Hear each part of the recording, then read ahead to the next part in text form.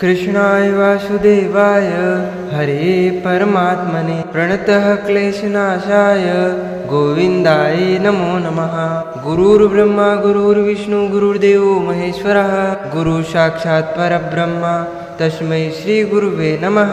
जय जय श्री राधारमण जय जय नवल किशोर जय गोपी चितचोर प्रभु जय जय माखन चूर। मात मेरी श्री राधिका पिता मेरे घनश्याम इन दोनों के चरणन में मेरा बारंबार प्रणाम। बोली श्री लक्ष्मी नारायण भगवान की जय, श्री कृष्ण चंद्र भगवान की जय, श्री पुरुषोत्तम भगवान की जय, श्री राधे रानी सरकार की जय, श्री मोर मुगड़ वंशी वाले की जय, श्री वृंदावन बिहारी लाल की जय। पुरुषोत्तम मास महात्मा कथा अध्याय 24।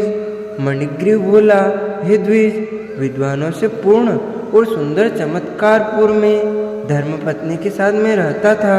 धनाढ़ पवित्र आचरण वाला, परोपकार में तत्पर, मुझको किसी समय संयोग से दुष्ट बुद्धि पैदा हुई। दुष्ट बुद्धि के कारण मैंने अपने धर्म का त्याग किया, दूसरे की स्त्री का सेवन किया और नित्य अपेय वस्तु का पान किया। चोरी हिंसा में तत्पर रहता था, इसलिए बंधुओं ने मेरा त्याग किया। उस समय महाबलवान राजा ने मेरा घर लूट लिया। बाद बचा हुआ जो कुछ धन था उसको बंधुओं ने ले लिया। इस प्रकार सभी से तिरस्कृत होने के कारण वन में निवास किया। स्त्री के साथ इस घोर वन में निवास करते हुए मुझ दुरात्मा का नित्य जीवों का वध कर जीवन निर्वाह होता है। हे ब्राह्मण, इस समय आप मुझ पातकी पर अनुग्रह करें। प्राचीन पुण्य के समूह से आप इस घोर वन में आए हैं। हे महामुने, स्त्री के साथ मैं आपकी शरण में आया हूँ। आप उपदेश रूप प्रसाद से कृतार्थ करने के योग्य है। जिस उपाय के करने से मेरी तीव्र दरिद्रता इसी क्षण में नष्ट हो जाए और अतुल वैभव को प्राप्त कर यथा सुख विचरूं। उग्रदेव बोला, हे महाभाग, तुम कृतार्थ हो गए जो तुमने मेरा अतिथि सत्कार किया। इसीलिए इस समय स्त्री सहित तुमको होने वाले कल्याण को कहता हूँ, जो बिना व्रत के, बिना तीर्थ के, बिना दान के, बिना प्रयास के तुम्हारी दरिद्रता दूर हो जाएगी। ऐसा मैंने विचार किया है। इस मास के बाद तीसरा श्री पुरुषोत्तम मास आने वाला है।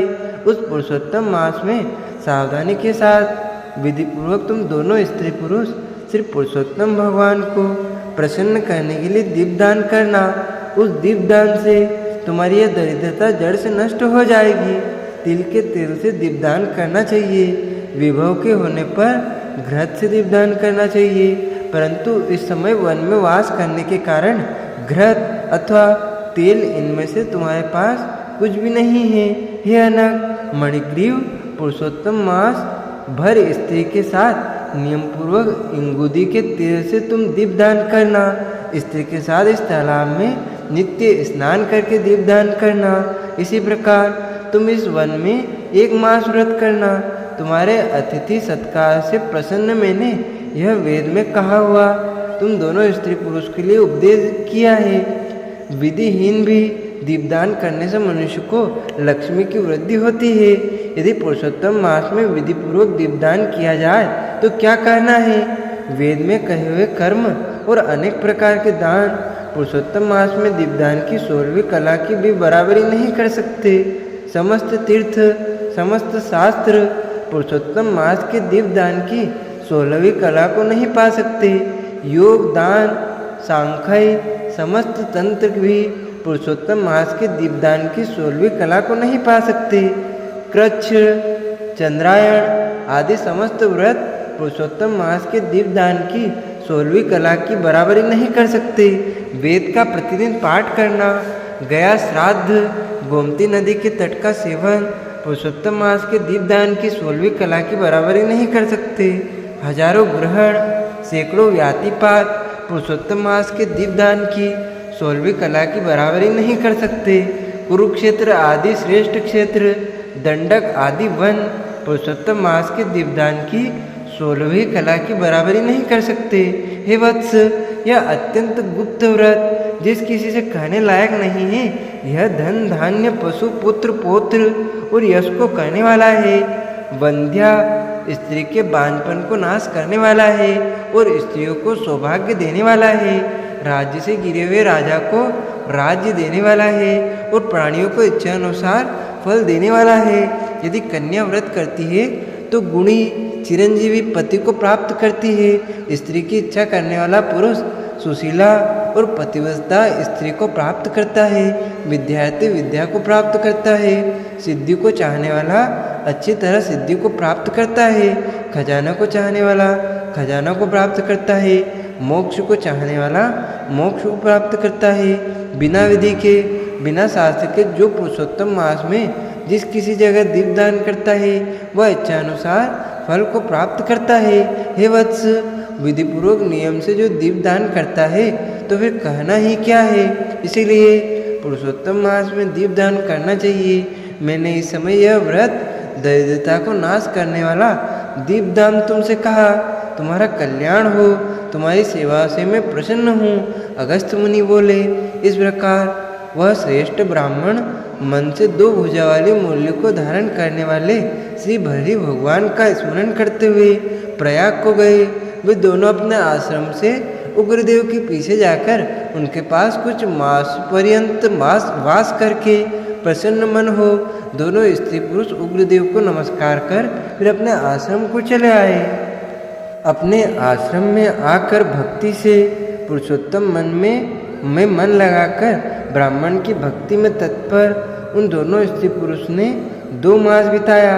2 मास बीत जाने पर श्रीमान पुरुषोत्तम मास आया।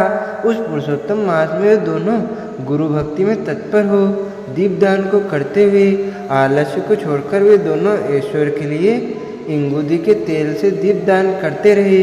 इस प्रकार दीपदान करते हुए उन दोनों को श्री पुरुषोत्तम मास बीत गया। उग्रदेव ब्राह्मण के प्रसाद से शुद्धांतःकरण होकर उस समय पर काल के वशीभूत हो इंद्र की पुरी को गए। वह होने वाले सुखों को भोगकर पृथ्वी पर भारत खंड में उग्रदेव के प्रसाद से श्रेष्ठ जन्म को उन दोनों स्त्री पुरुष ने धारण किया। पूर्व जन्म में जो उत्तम मृग की हिंसा में तत्पर मणिग्रीव थे वह वीरबाहु के पुत्र चित्रबाहु नाम से प्रसिद्ध राजा हुए। उस समय यह चंद्रकला नाम से जो तुम्हारी स्त्री है वह पूर्व जन्म में सुंदरी नाम से तुम्हारी स्त्री थी। पतिव्रता धर्म से यह तुम्हारे अर्धांग की भागिनी है। जो स्त्री पतिव्रता होती है वे अपने पति के पुण्य का आधा भाग लेने वाली होती है। श्री पुरुषोत्तम मास में इंगुदी के तेल से दीपदान करने से तुमको यह निष्कंटक राज्य मिला। जो श्री पुरुषोत्तम मास में घृत से अथवा तिल के तेल से अखंड दीपदान करता है तो फिर कहना ही क्या है।